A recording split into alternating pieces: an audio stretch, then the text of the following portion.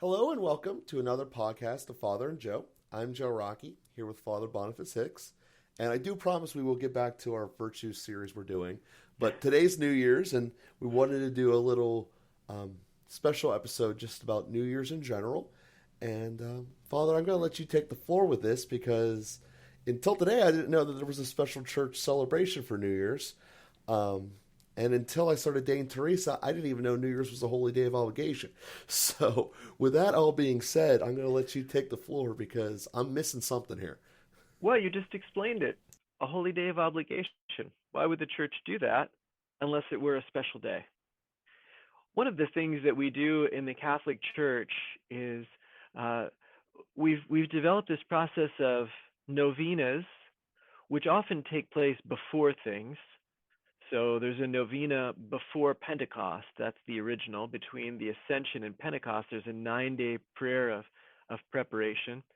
And then another uh, tradition in the Catholic Church is when we've celebrated a big feast like Christmas, we keep celebrating the feast. It's like the reverberations of it. It hits so hard that it keeps kind of resounding, echoing for 8 days.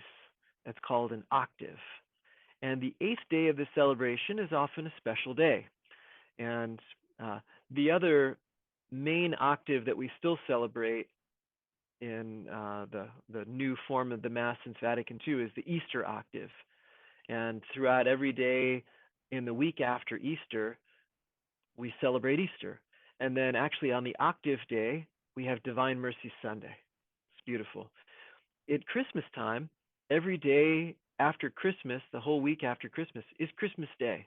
We still say it's Christmas Day. And then on the eighth day, which is the octave day, so the week Christmas is on a Tuesday.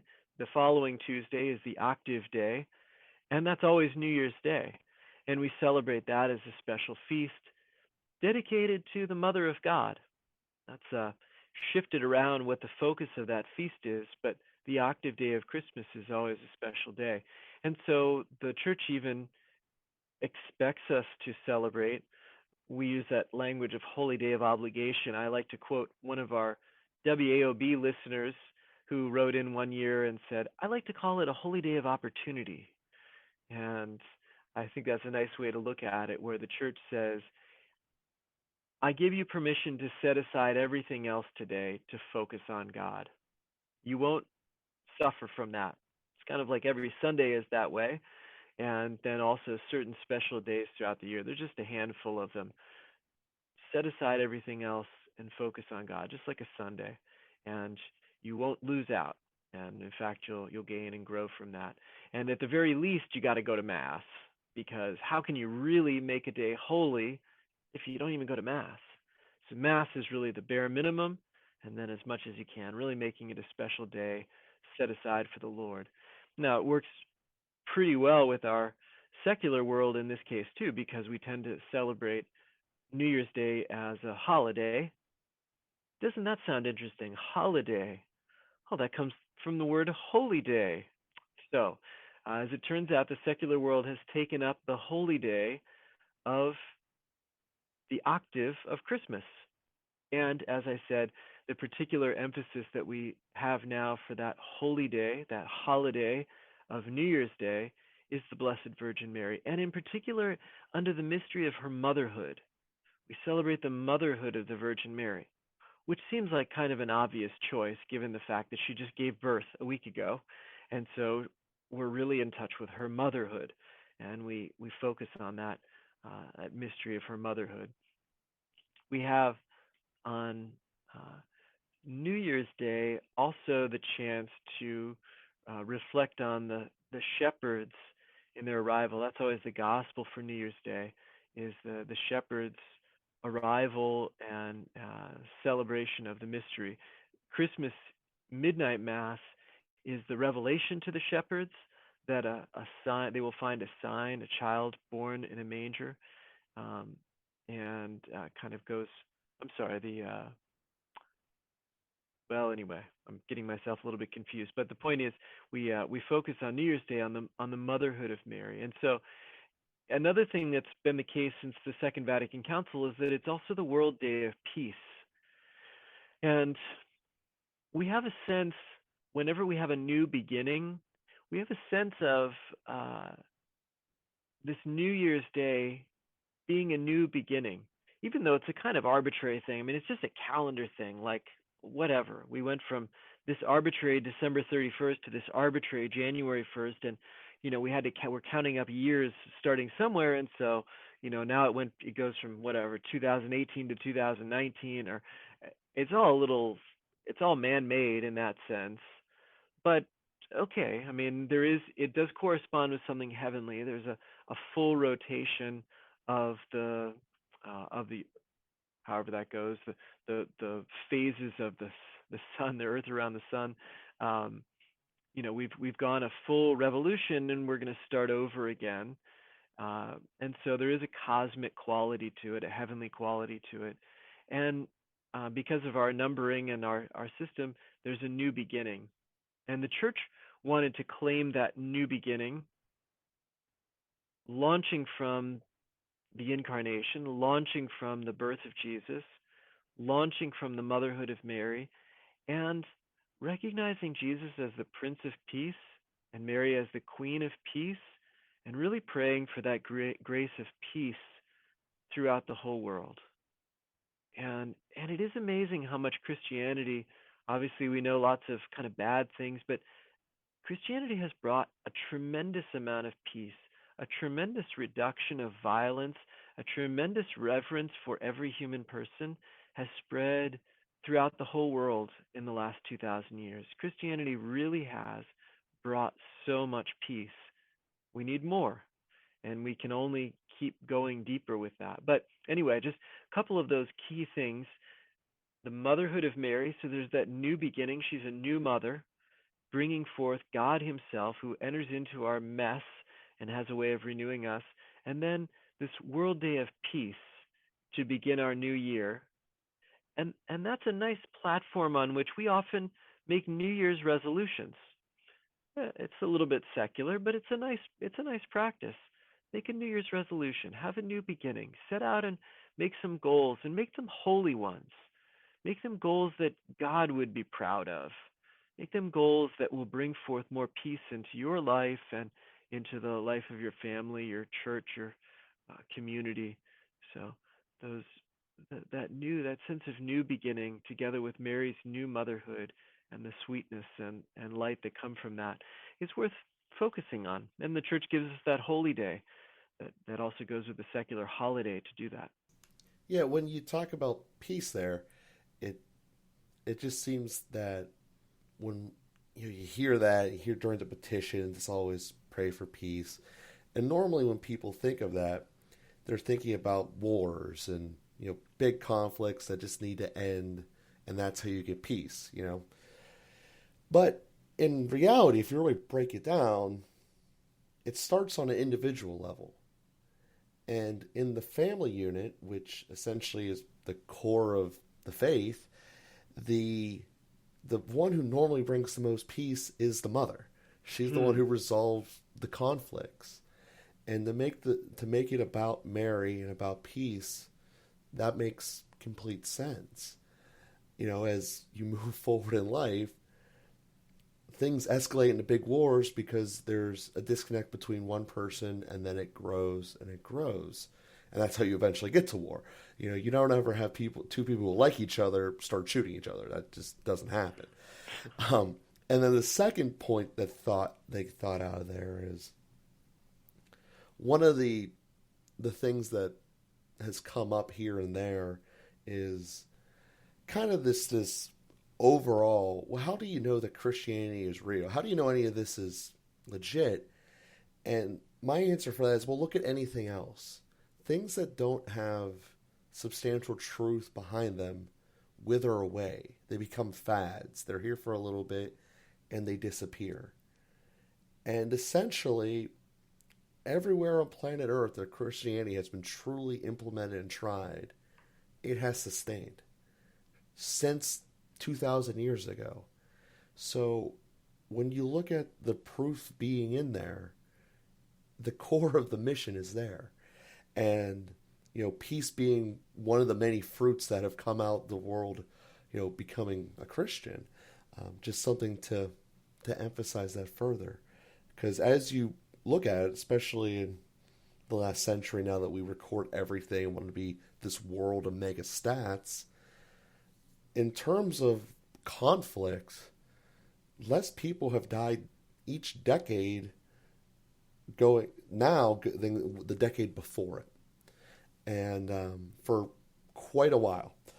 And there's a lot of reasons for that, but one of which is peace and this renewing growth of peace, and that's as the world's population has grown. So if you think about that, that's a quite a remarkable feat there. So so ultimately, at the end of the day, that's why this is the important day. This is Mary, the Mother of Peace, celebrating the octave of Christmas and bringing everything together.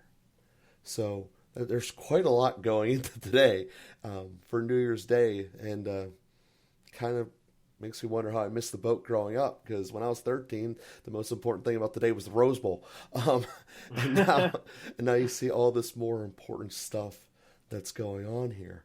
So I'm going to let you continue with your teaching here. I didn't Beautiful. mean to No, sidetrack you those are there. wonderful comments. Yeah, I really love your connection between the mother and peace too. It makes me think of a homily I heard from Bishop Daniel Conlon, who is now the Bishop of Joliet in Illinois. And when he was installed as bishop there, he was preaching at that installation mass, and he said, my mother is a wonderful cook, and she makes these great pies, and they're really fantastic. He described a little bit of detail there and how wonderfully they taste, and he said, but the most important thing my mother does is not cook; it's that she keeps unity in the home.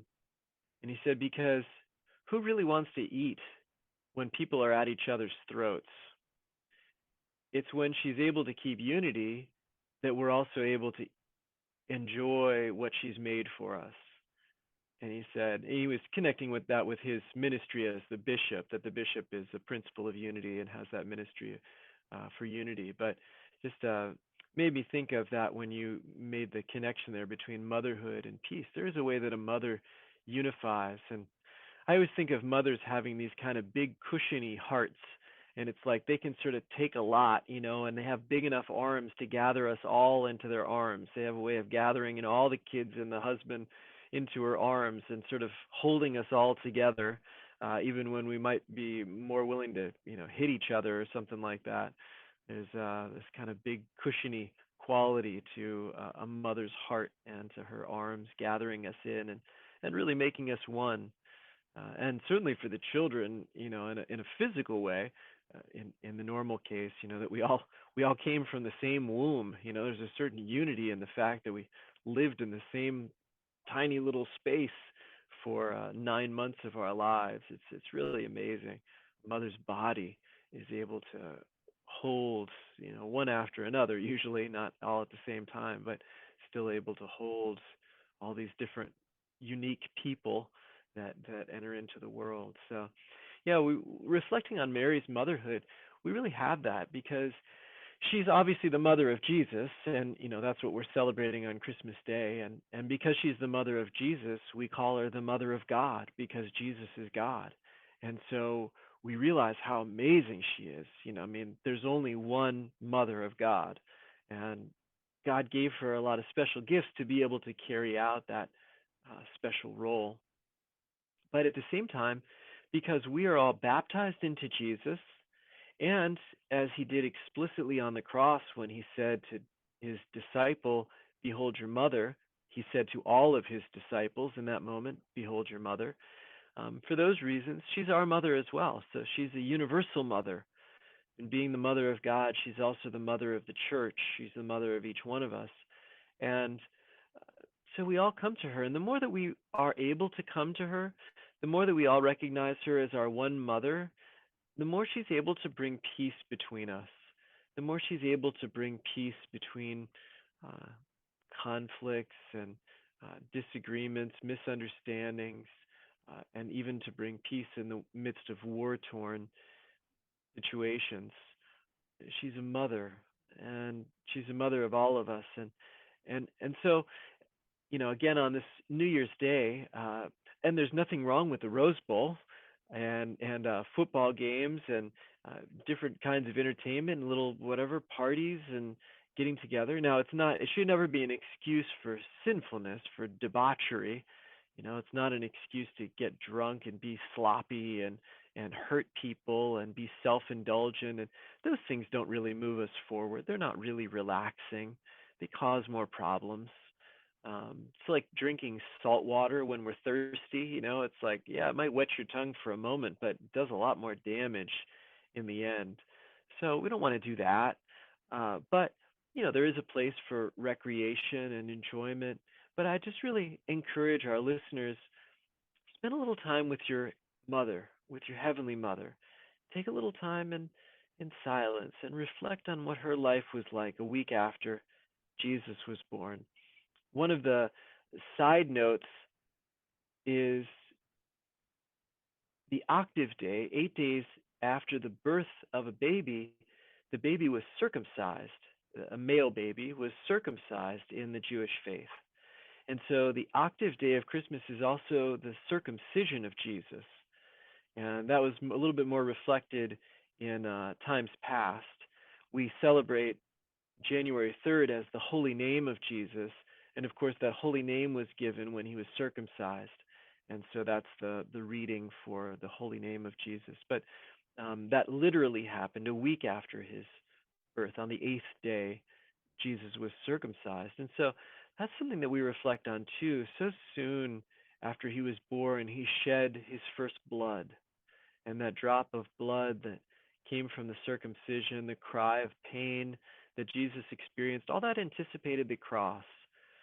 And so it's always a little shadow over the Christmas season, is that there's a cross coming. In the sweetness of a mother holding a baby, there's a cross coming. That mother's going to hold that baby again when he's 33 years old and his body is broken and lifeless. And so we don't forget that either. And that's important for us because our lives are like that too. We have Christmas Day. We have the sweetness of these times together. We have moments of family harmony and family unity. But we have the cross. We have the cross in our own lives. And knowing that the cross is coming, knowing that we've passed through the cross, doesn't diminish the beauty and the sweetness of these days. Mary, at some level, she certainly didn't know the details, but at some level she knew there was going to be suffering ahead. She would be told that explicitly at the presentation when Simeon would say to her, "And your own heart will be pierced by a sword, that the thoughts of many hearts may be revealed." It would be said to her explicitly that her son would be a sign of contradiction and would be the cause of the rise and fall of many nations. So that shadow was there, but Mary has a way of living in the shadow, of living in the midst of the suffering, of being in the midst of the mess, and having the peaceful, loving unity of a mother.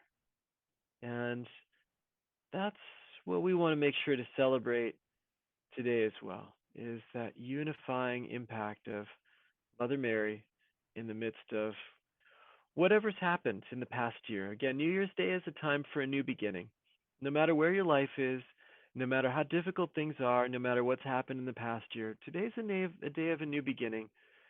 Begin it with our mother, with the baby Jesus, and remember that with God, as Mary said, all things are possible with God. Yeah, and as you were saying that, it made me think of something. Because obviously the Gospels are about Jesus, most of them, or correction, not most of them, they don't spend a whole lot of time before he starts his public ministry. There's in terms of percentage of the Bible, the vast majority of it is after he started his ministry and got baptized. So we don't really see a whole lot of Mary when she's doing basically the hardest work she does, which is when Jesus is a child. You don't really get a whole lot of that. And I think as a result, sometimes it's almost overlooked that there were times that Jesus was a 3-year-old and had the flu. I mean, he was fully human. Those things happen to people who are human. That there were times that he was sick and she was worried. And it's not like she could go down to CVS and get a pill. There's a lot of attention and effort that is just not something that's on the tips of everyone's minds in comparison to the pain that Christ went through, because obviously we relive that every single Good Friday, but Mary went through just as much dedication and outpouring of herself into Christ as anyone, but we don't think about it as much. And ultimately, it's that gives us the peace that had to be a part of Christ in himself. No matter who you are, your mother is a part of you. That's just life. So if you think of it from that way, and today essentially, as you've kind of taught, is another feast about Mary, and a way to think that in mind, and particularly from the emphasis of peace, that's something that's quite tremendous there. So, Father, as we have a kind of final minutes here wrapping up today's cast, if you want to give us your final thoughts before we move forward. Yeah. Thanks for those reflections, Joe. Very beautiful. Yeah, it's a day of peace, a day of motherly love, a day of comfort, day of celebration, and even in the midst of our own crosses and struggles and trials and pains. And so, uh, I mentioned taking a little bit of quiet time and maybe praying a rosary, or even just a decade of the rosary, one mystery. Maybe meditate on the mystery of Mary's motherhood, meditate on the mystery of the Nativity, the third joyful mystery, or maybe just meditate on what it was like in the Holy Family. Ask for the prayers of Saint Joseph. So just to take a little bit of time for prayer today, that this day, which has such a secular significance and just lot going on, a lot of football games to watch, but break away at halftime. Get up and walk away. Close the door. Take a little time in church, or again, just maybe. I hope your Christmas tree is still up. It's a terrible offense, I feel like, against the Lord when we take all the Christmas decorations down the day after Christmas. Oh no, Christmas continues this year until January 13th, the baptism of Jesus. That's all the Christmas season, and of course the Christmas octave. Christmas Day continues for that whole week, that 8-day period from December 25th to January 1st. So maybe in front of the decorations and in the warm light of the Christmas tree, or any of those things. It's so good, so important to take some time and remember why we're doing all this. Much more interesting than just a secular holiday. It really is a holy day in which we can experience the love and tenderness, the care of our mother and Jesus, who is our King, our God, the Savior of the world. Perfect.